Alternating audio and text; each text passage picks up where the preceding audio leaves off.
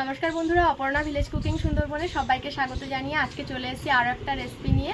আজকের রেসিপি হলো ভোলা মাছের ঝাল। তো আপনারা প্লিজ পুরো ভিডিওটি দেখতে থাকুন, আর যদি ভিডিওটা ভালো লাগে একটা লাইক করে দেবেন, আর নতুন বন্ধু হলে সাবস্ক্রাইব করে পাশে থাকার অনুরোধ রইল। তো বন্ধুরা, রান্নার জন্য সব কিছু গুছিয়ে উনুন ধারে বসে পড়েছি। এবার রান্নাটা শুরু করব।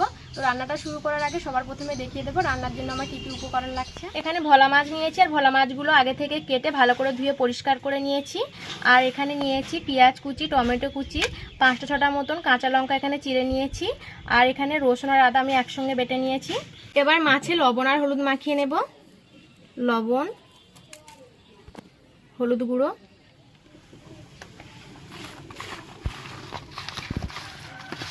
মাছে লবণ আর হলুদ ভালো করে মাখিয়ে নিয়েছি। এবার রান্নাটা শুরু করব।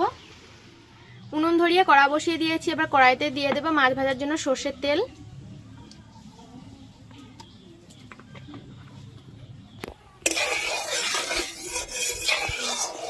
তেল ভালো করে গরম করে নিয়েছি। এবার তেলে মাছগুলো ছেড়ে দেব।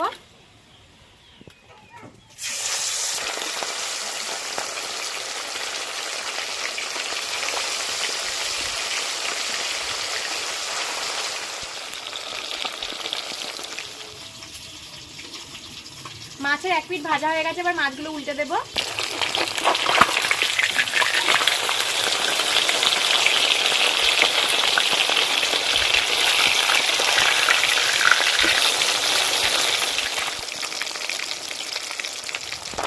তো বন্ধুরা, মাছের দু পিঠ ভেজে নিয়েছি। এবার মাছগুলো তুলে নেব।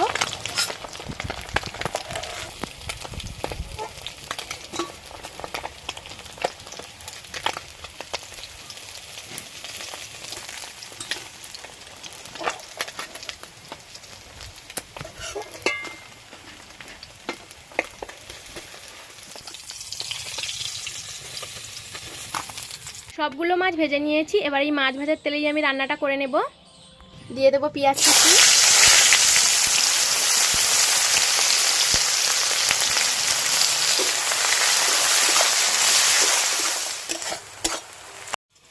পেঁয়াজ একটু ভেজে নিয়েছি। এবার দিয়ে দেবো আদা রসুন বাটা।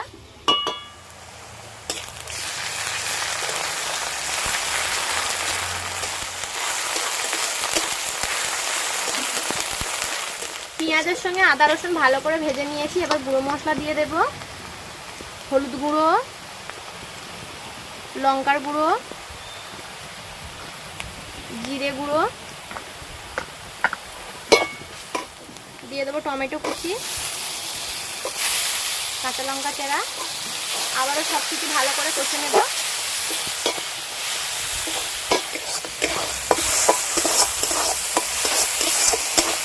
মশলা খুব ভালো করে কষে নিয়েছি। এবার জল দিয়ে দেব।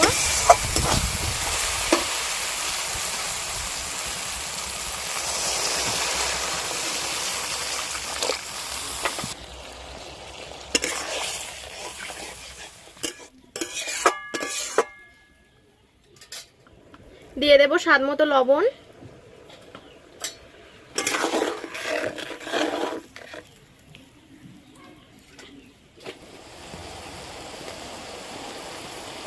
ঝোল ফুটে গেছে। এবার ভেজে রাখা ভোলা মাছগুলো দিয়ে দেব।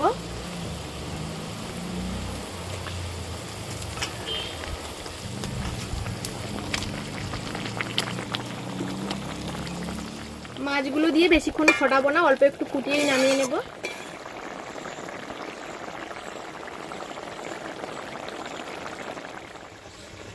তো বন্ধুরা, মাছগুলো দিয়ে 2 মিনিট ফুটিয়ে নিয়েছি। এবার ঢেলে নেব।